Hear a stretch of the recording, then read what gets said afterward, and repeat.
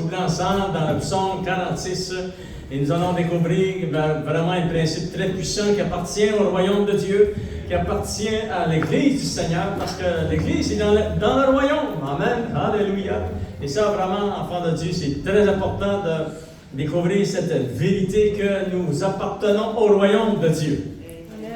Il y a le royaume des ténèbres sur la terre, il y a aussi le royaume de Dieu, et c'est Jésus qui est venu établir le royaume de Dieu sur la terre, et gloire au Seigneur, alléluia. Et lorsque tu as été sauvé, souvenez-vous de ces versets dans le Nouveau Testament, ça dit que tu as été transporté dans le royaume de son Fils, de son amour. Amen. Ça veut dire qu'on était dans le royaume des ténèbres. Maintenant, nous sommes dans le royaume de Dieu. Lorsque tu nais de nouveau, c'est ce miracle qui t'arrive, enfant de Dieu.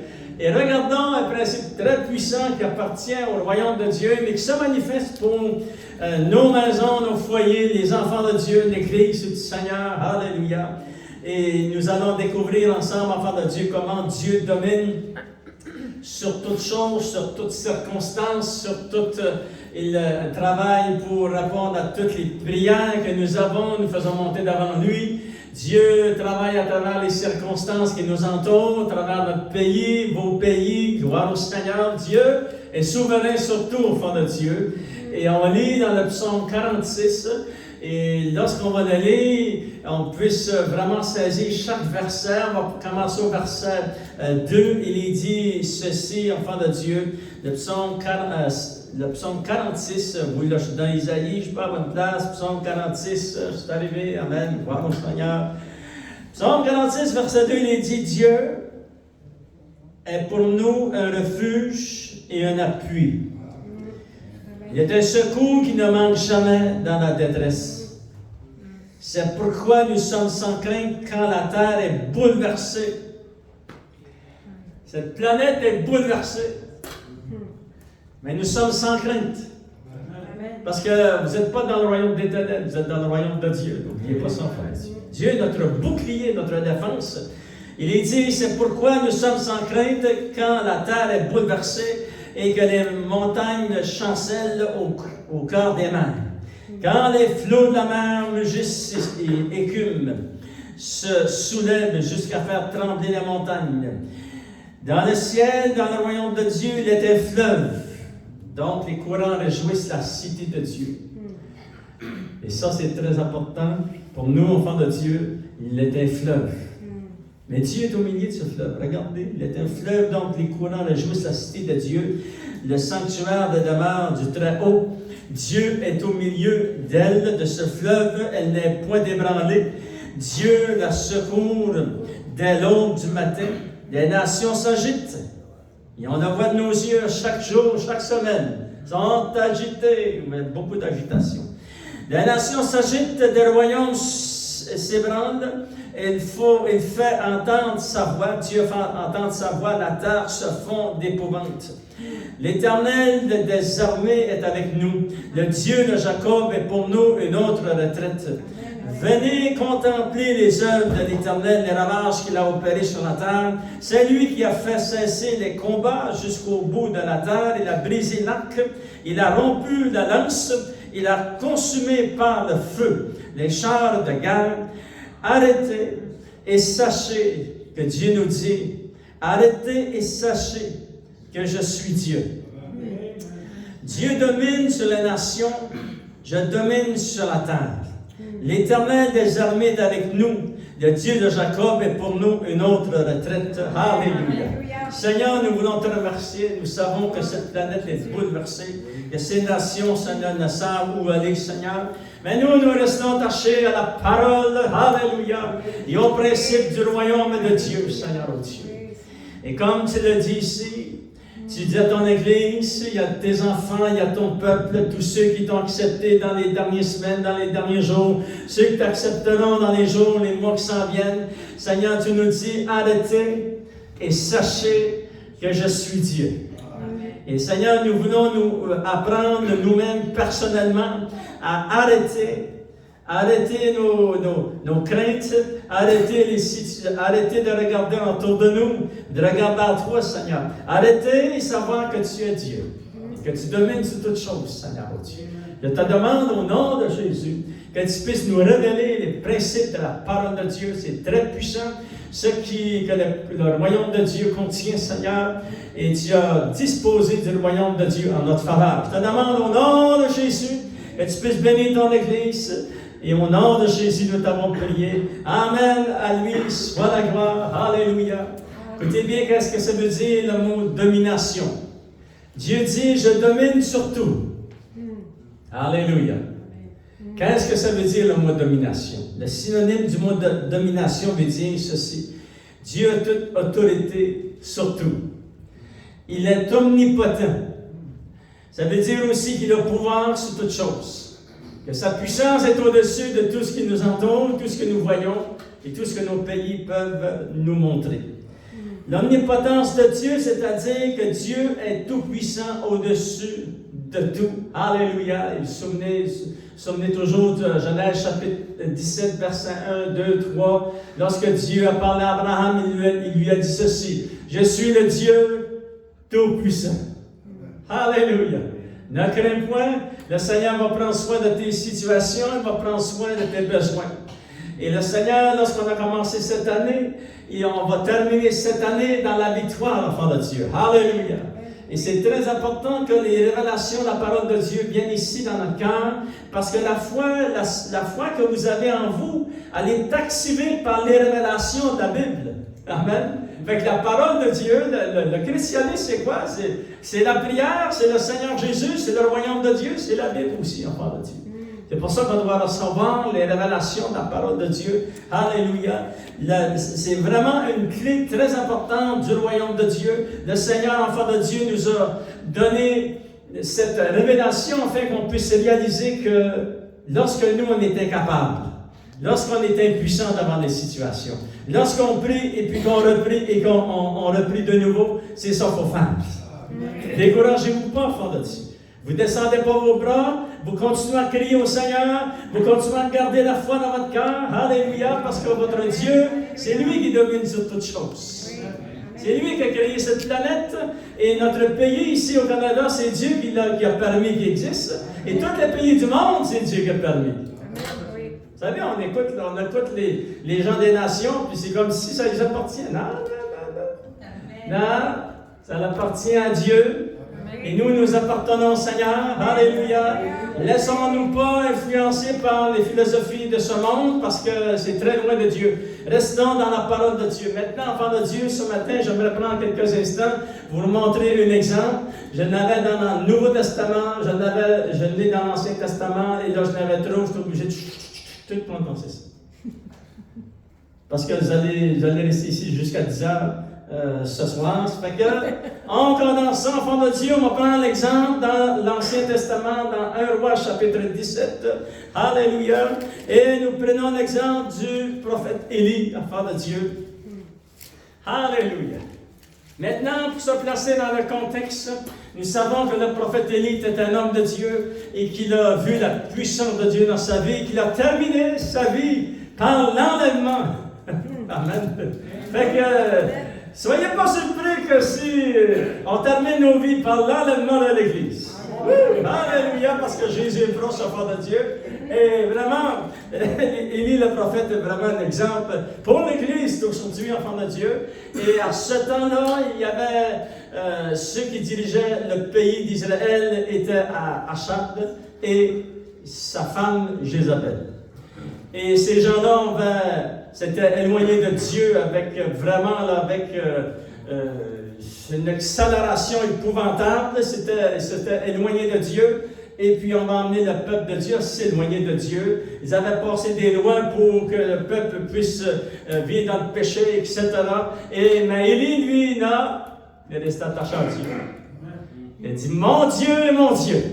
Alléluia. Maintenant, enfants de Dieu, on va regarder quelques instants l'exemple du prophète Élie, comment Dieu va lui démontrer toute sa puissance concernant la domination que Dieu a sur les circonstances et toutes les situations. Regardons dans 1 Roi, chapitre 17, au verset 1, il dit, Élie, le Tishbite, l'un des habitants de Galad, dit à Achab, ça Achab, c'était le roi, ça. Il dit, l'Éternel est vivant. C'est-à-dire, s'il a dit ça au roi, ça veut dire qu'il était devant lui.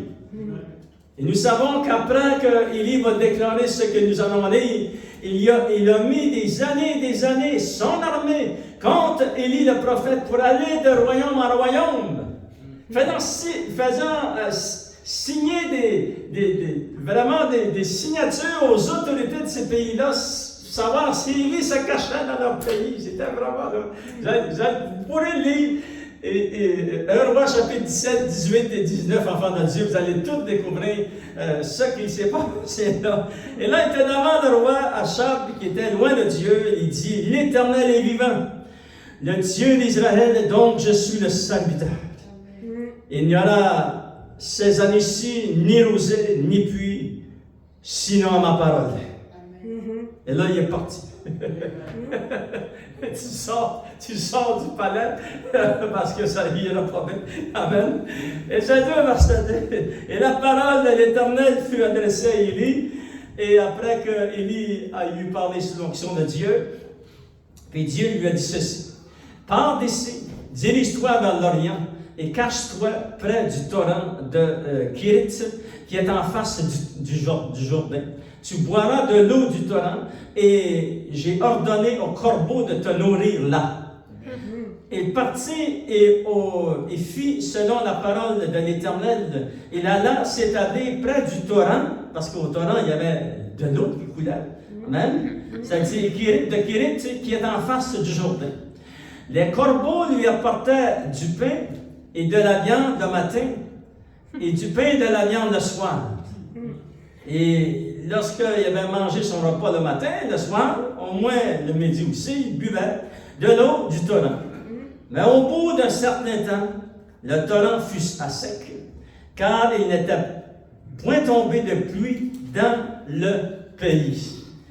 Ici, enfants de Dieu, nous allons découvrir ensemble que, vous savez, le roi Assad et puis son épouse Jézabel, c'est vraiment des caractères qui typifient des gens qui sont vraiment loin de Dieu.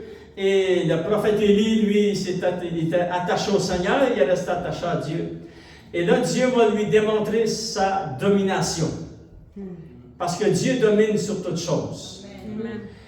Dieu, ici, enfant de Dieu, lorsqu'il dit au prophète, tu t'en iras au torrent, et c'est de là qu'il va y avoir de l'eau, puis tu vas pouvoir boire de l'eau. C'est-à-dire qu'enfant de Dieu, nous voyons aussi que Dieu va révéler à Élie le prophète que Dieu domine sur la température. Il n'y aura pas de pluie pour tant de temps, et puis il n'y aura pas de rosée, mais pas de pluie, c'est le soleil, et puis ça va devenir une sécheresse. Mais pour toi, homme de Dieu et femme de Dieu, Dieu va intervenir d'une autre façon. Ça, c'est la domination de Dieu. Et ça, c'est très important. Peut-être si vous n'avez jamais vu la domination de Dieu dans votre vie, mais au moins gardez ça ici dans votre cœur. Le mot domination, Dieu domine sur toutes choses. Amen. Fait qu'un jour, si vous en avez besoin, Dieu va vous montrer qu'est-ce qu'il peut faire. Alléluia, parce que Dieu est tout-puissant. Et nous voyons que Dieu va révéler au prophète Élie qu'il contrôle la température, il va contrôler la pluie, enfant de Dieu. Et même ici, nous découvrons qu'il va dire à ce corbeau, mon ami, tu vas aller nourrir l'homme de Dieu le matin et le soir. Amen. Oui. Parce que Dieu contrôle les animaux. Dieu, c'est lui qui les a créés, les animaux. Et puis, ce que nous voyons ici, enfant de Dieu, c'est juste tout ce qu'il y avait avant que le péché entre dans le monde. Vous savez, Dieu avait dit à Adam, tu vas dominer sur la terre. Mais nous savons qu'il a perdu cette domination. Il y a été des milliers d'années qu'il contrôlait les animaux, les poissons de la mer, les animaux qui marchaient sur la terre, les oiseaux qui volaient dans le ciel, et tous lui étaient soumis. Et là, Dieu va révéler à Élie, ça revient à la même chose. Dieu dit à ce corbeau, vous savez, il y a plusieurs corbeaux. Lorsqu'on est en Israël, là, les corbeaux qui sont là-bas, ici, sont tous noirs. C'est pas appétissant. Mais là-bas, sont noirs et gris. Fait que c'est plus, on dirait que ils sont plus beaux. Mais Dieu, tu vois, toi, je te donne une mission. Puis à chaque matin, tu vas aller chercher le pain au boulangerie. Je ne sais pas comment il a fait ça, là. Puis en plus, tu vas emmener de la viande. À mon serviteur, tu vas le nourrir le matin et le soir. Ben, il fallait que tu le fasses. C'est pas un homme qui a fait ça, c'est un oiseau que Dieu a choisi en frère de Dieu. Puis nous voyons la domination de Dieu sur la nature, sur la pluie, sur la température. Dieu domine sur les animaux. Alléluia. Et puis Dieu, il fait tout ça pour bénir son peuple et son Église et ses enfants. Il fait ça, enfant de Dieu, pour venir en aide à son peuple. C'est très, très important. Et nous savons que le prophète Élie a été nourri, enfant de Dieu, par ce corbeau qui avait été désigné par Dieu. Le matin, il emmenait son déjeuner et le soir, il emmenait son souper. Et puis ça dit aussi, enfant de Dieu, que Dieu faisait couler de l'eau du torrent afin que Élie ne manque pas d'eau. Parce que nous avons besoin d'eau pour vivre. Ça veut dire que Dieu a contrôlé aussi le niveau de tout cet aspect de la nature. Et Dieu est tout-puissant, enfant de Dieu. Alléluia. Il peut faire toutes choses. Alléluia. Dieu a même contrôlé, dominé sur le torrent d'eau. Alléluia. Et Dieu domine, enfant de Dieu, sur la vie du prophète Élie. Il va dominer sur nos vies afin de nous protéger, de nous amener sa bénédiction. Et le jour est arrivé, ce que Dieu a dit au prophète Élie. Aujourd'hui, tu vas te présenter devant le roi Achab. Aujourd'hui. C'est pas demain, aujourd'hui. Regardez dans 1 Roi chapitre 18 et regardez au verset 1, ça dit « Bien des jours s'écoulèrent et la parole de l'Éternel fut adressée à Élie dans la 3e année, c'était 3 ans qu'il n'y avait pas eu de pluie. Va, présente-toi devant Achab et je ferai tomber de la pluie sur la face du sol. » Et Élie alla pour se présenter à Achab. Et là, enfant de Dieu, la famine était très grande en Samarie. Et lorsque Élie, enfant de Dieu, il n'y a personne qui l'avait vu 3 ans. Et lorsqu'il rentre dans cette ville, la panique est prise. Parce que ça avait tout passé sur son dos, que c'est lui qui avait emmené la famine. Mais la famine était venue à cause du roi qui était dans le péché. Voyez-vous? Et là, enfant de Dieu, Dieu va dire à Élie, aujourd'hui, tu vas te présenter devant le roi. Et nous savons, si vous continuez à aller, c'est là qu'on découvre qu'il avait envoyé le roi pendant ces années, il avait envoyé son armée dans différents pays, dans différents royaumes, pour voir si Élie était là, parce qu'il voulait le faire mettre en prison, voyez-vous. Ça fait que, mais ils n'ont pas trouvé, Dieu l'avait protégé surnaturellement. Dieu nous protège surnaturellement. Alléluia. Lorsque tu t'es placé sous la bénédiction de Jésus, reste sur cette bénédiction. Reste sur la bénédiction de Jésus. Le Seigneur, il te protège surnaturellement. On ne voit pas tout avec nos yeux naturels, ce qui se passe dans le monde spirituel, mais demeure sous la bénédiction du Seigneur Jésus. Alléluia. Juste pour, enfants de Dieu, vous révéler quelque chose de très puissant, et là, le Saint-Esprit va certainement donner des révélations que je puisse expliquer à l'Église. Vous vous souvenez, lorsque le peuple d'Israël était encore en Égypte, vous savez que l'Égypte représente le monde. Ils étaient dans le monde, et ça dit que, juste avant de sortir, il est dit que Dieu a dit à Moïse et à toutes les familles du pays qui appartenaient au peuple d'Israël, en Égypte, vous allez immoler l'agneau, et vous allez placer le sang de l'agneau sur vos linteaux de vos portes, et lorsque l'ange de la mort passera, vous serez épargnés. Vous vous souvenez tous de cela? Vous pourrez lire dans Exode chapitre 12 au complet.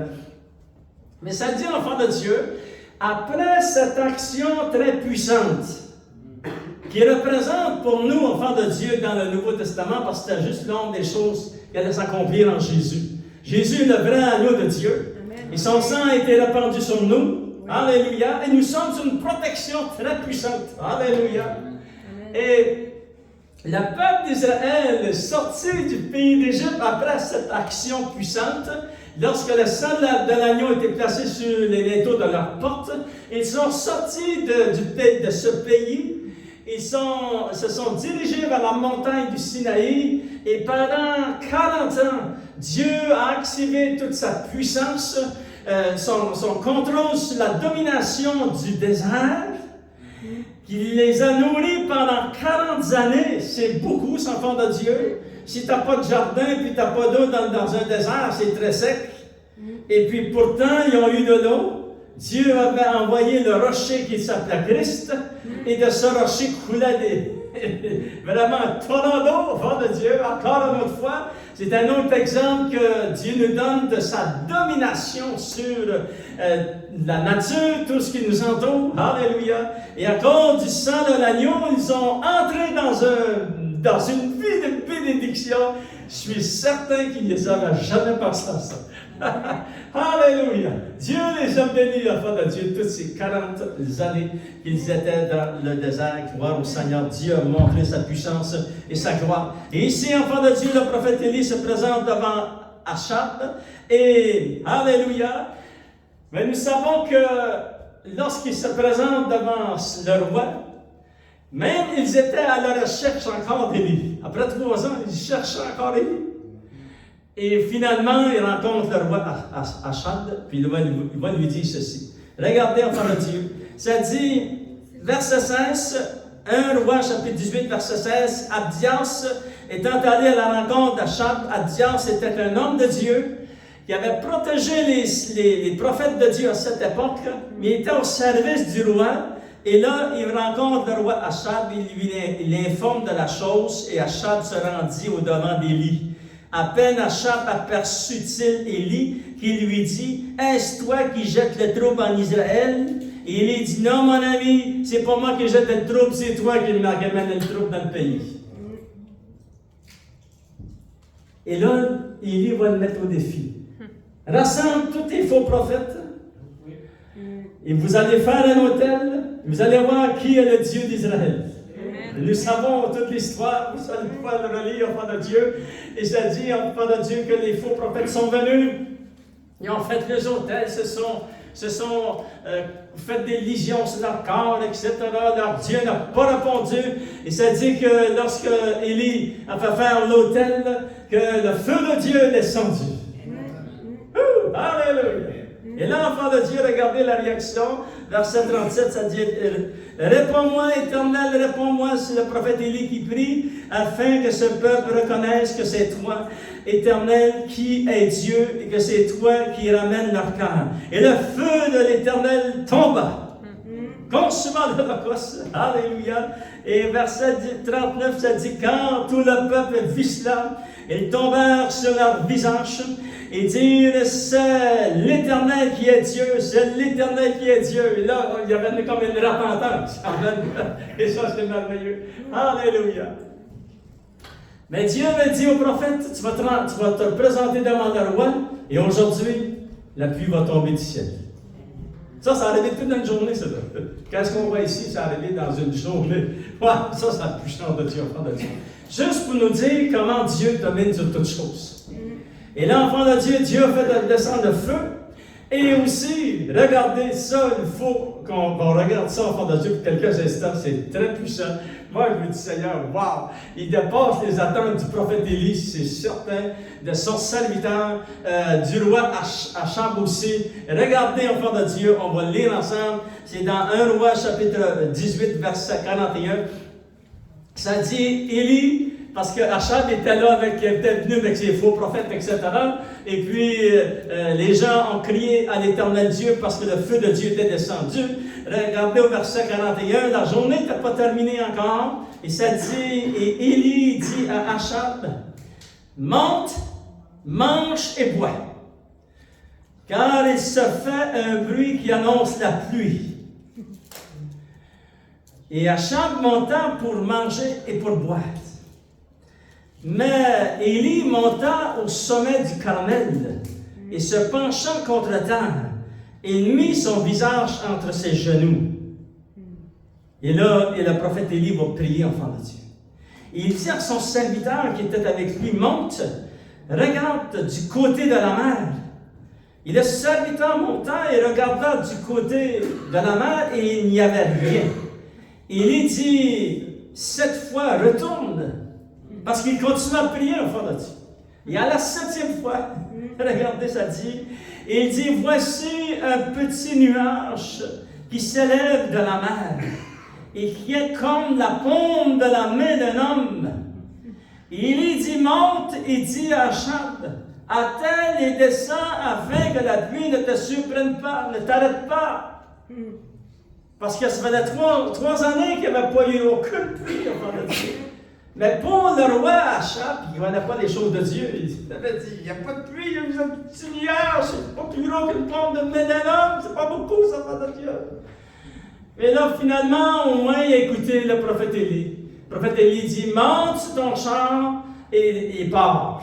Avec tes chevaux et puis dirige-toi vers la ville parce qu'il va y avoir tellement de pluie que tu cours des risques de ne pas te rendre.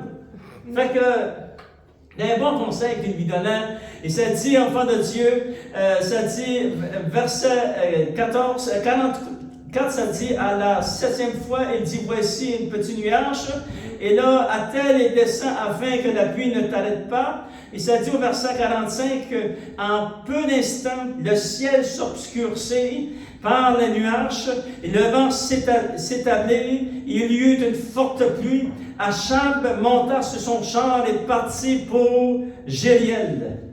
Et la main de l'Éternel fut sur Élie, qui se saigna les reins, et courut devant Achab jusqu'à l'entrée de la ville de Jériel. Alléluia! Ça, enfant de Dieu, nous demande la domination de Dieu sur toutes circonstances. Et ces circonstances qui sont devant toi, Dieu est au-dessus de tout cela. Et nous allons prendre un temps pour prier, enfant de Dieu, parce que Dieu a une main très puissante pour intervenir dans ta situation. Alléluia! Oublie ce que tu as vécu dans le passé. Et concentre-toi sur ce que nous avons parlé ici, juste dans quelques instants. Comment Dieu domine sur toutes choses. Alléluia! Et le prophète avait dit à son serviteur, va voir le roi, dis-lui qu'il attelle ses chevaux et qu'il court. Et là, il est parti, lui, là. Il est parti à grand galop, vous savez, là, tous ceux qui ont été élevés sur des fermes. Nous, on était élevés sur des fermes, puis on avait des poneys chez nous, et lorsque ça décollait, là, il y avait des poneys qui couraient 45 000 à l'heure. Vous allez dire, comment tu sais ça? Parce qu'on l'a enseigné. Faites pas ça à la maison, là. Faites pas ça à la maison. On était très jeunes et wow. Nous autres, on a eu du fun. Wow, c'était spécial. Et le roi, il est parti avec ses chevaux. Courait. Et puis, Dieu, enfant de Dieu, va surprendre le roi. Il court vers la ville. Et puis, Dieu va oindre du Saint-Esprit de feu, le prophète Élie. Ça dit qu'il a mis sa ceinture et que Dieu l'a oint. Le dernier verset, ça dit que Élie a traversé, il a passé le roi avec ses chevaux, et puis il était tellement rempli de la puissance de Dieu qu'il était arrivé à la ville avant le roi. Il a ouvert les portes de la ville. Il dit, bienvenue dans la ville. Lèvons-nous s'il vous plaît ensemble, enfants de Dieu. Alléluia. Donnez une bonne main dans le cou du mon Seigneur. Alléluia. Et le Seigneur, enfant de Dieu, souvenez-vous de cela, Dieu domine sur toutes choses. Alléluia. On va inviter nos musiciens. On va chanter ce chant, enfant de Dieu. Et s'il y a des gens qui aimeraient recevoir la prière, on va prier pour vous parce que Dieu domine sur toutes choses. Il domine sur tout système